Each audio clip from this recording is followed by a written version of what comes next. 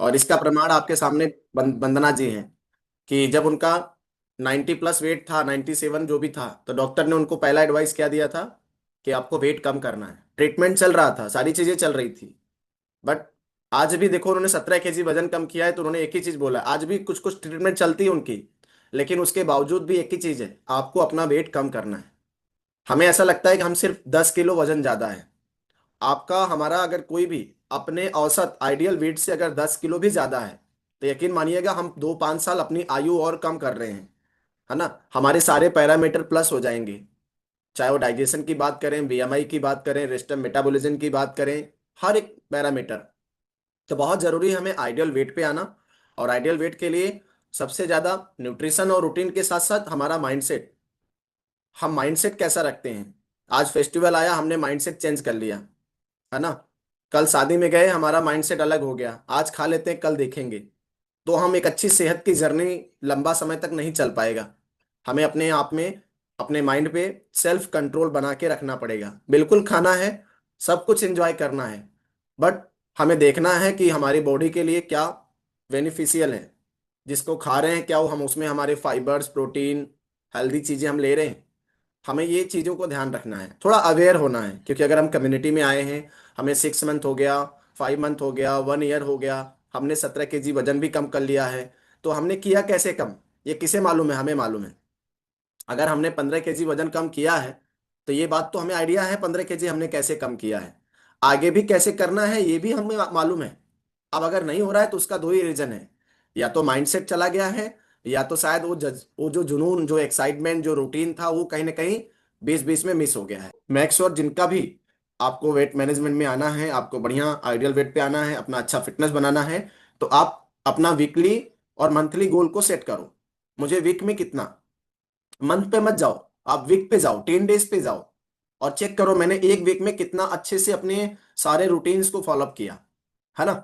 बहुत ज्यादा स्ट्रेस लेके नहीं, एंजॉय करते हुए सुबह में जो रूटीन किया जा रहा है साथ में आप कर ही रहे हो, है ना। खाली आपको जस्ट एनालाइज करना है और अवेयर रहना है। अगर आप ऐसा कर सके, एक हफ्ते में आपने अगर ये सब चीजों को ध्यान दिया, तो आप देखेंगे नेक्स्ट वीक आपका और बेटर होगा, एंड नेक्स्ट टू नेक्स्ट आप अपने आप को चेंज करते जाएंगे। बहुत अच्छा लगा आज पल्लवी ने अपना एक्सपीरियंस शेयर किया। और पल्लवी के आपको आपने सुना कि किस तरीके से 20 साल के एज में आज वो स्टडी कर रहे हैं।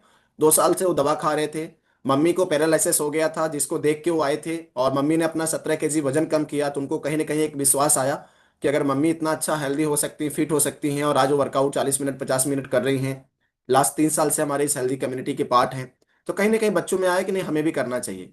और फाइनली आपने देखा कि उन्होंने बहुत अच्छा वर्कआउट कराया, आज उनको पहली बार मौका मिला, है ना।